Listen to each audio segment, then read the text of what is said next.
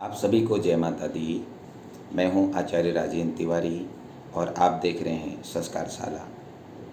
अक्सर हमने देखा है कि जब हम घर से बाहर निकलते हैं, किसी शुभ काम को करने के लिए निकलते हैं, किसी महत्वपूर्ण परीक्षा को देने के लिए निकलते हैं, तो हमारे घर की माताएं हमें दही और चीनी खिलाती हैं। कहा गया है कि दही और चीनी शुभता का प्रतीक है, तो केवल दही और चीनी को ही क्यों खिलाया जाता है? इस दही और चीनी को खिलाने के पीछे क्या है रहस्य, और दही और चीनी किस ग्रह का प्रतिनिधित्व करते हैं? क्योंकि जो हमारे पूर्वज थे वो किसी वैज्ञानिक से कम नहीं थे। हर चीज़ शास्त्र सम्मत जोड़ करके वह किया करते थे।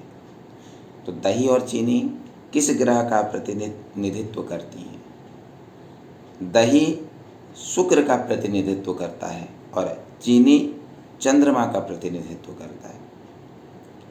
और शुक्र से सुखों की प्राप्ति, शुक्र से ऐश्वर्य की प्राप्ति, शुक्र से यश की प्राप्ति, शुक्र से सौंदर्य की प्राप्ति, और वहीं चीनी चंद्रमा का प्रतिनिधित्व करती है।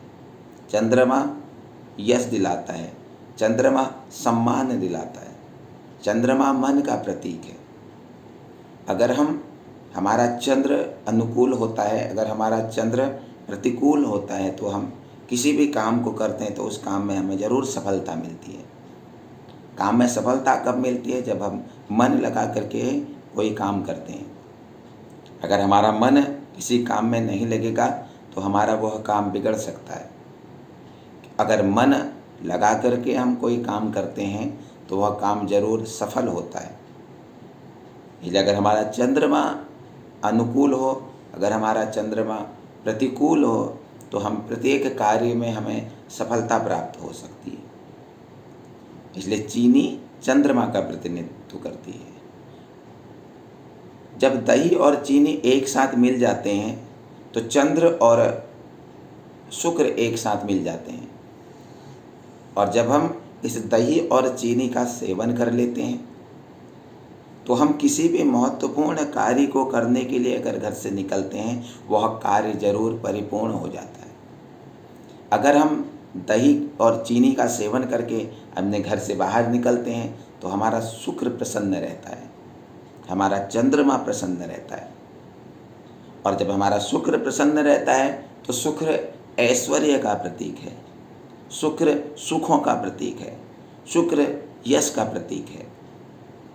यानी जब हम किसी काम को करने के लिए निकलते हैं तो उसमें हमें परिपूर्ण सुख मिलता है, क्योंकि शुक्र है सुख का प्रतीक, ऐश्वर्य। और हम किसी काम को करने के लिए निकलते हैं तो हमारी ऐश्वर्यता में वृद्धि होती है। और वहीं चंद्रमा यश दिलाने वाला है। इसलिए जब भी हम घर से बाहर निकलें, किसी भी महत्वपूर्ण परीक्षा को देने के लिए निकलें, नौकरी में इंटरव्यू देने के लिए निकलें, तो ज़रूर दही और चीनी का सेवन करके जाएं। अब किस क्वांटिटी में, किस मात्रा में दही और चीनी हमने लेना है?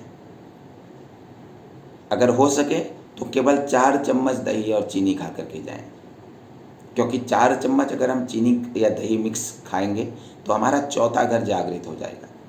या तो 4 चम्मच या तो 7 चम्मच। हम उपाय तो करते हैं, लेकिन उन उपायों के विषय में हमको ज़्यादा जानकारी नहीं होती है।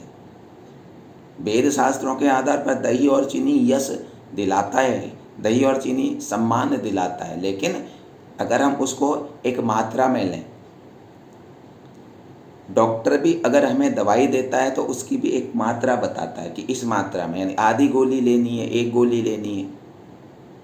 तो जब तक हम किसी चीज़ की सही मात्रा न लें, जब तक हम इस किसी चीज़ की सही मात्रा को धारण नहीं करेंगे, तब तक वो हमें लाभ नहीं दिलाएगा। तो दही और चीनी अगर हम ग्रहण करें, दही और चीनी अगर हम खाएं, या तो 4 चम्मच खाएं या तो 7 चम्मच खाएं। अगर हम 4 चम्मच दही चीनी खा करके जाएंगे तो हमारा चंद्रमा जागृत रहेगा, और अगर हम 7 चम्मच खा करके जाएंगे तो हमारा शुक्र जागृत रहेगा, क्योंकि चंद्रमा का जो स्थान है वो चौथे नंबर का है, शुक्र का जो स्थान है वो 7वें नंबर का है।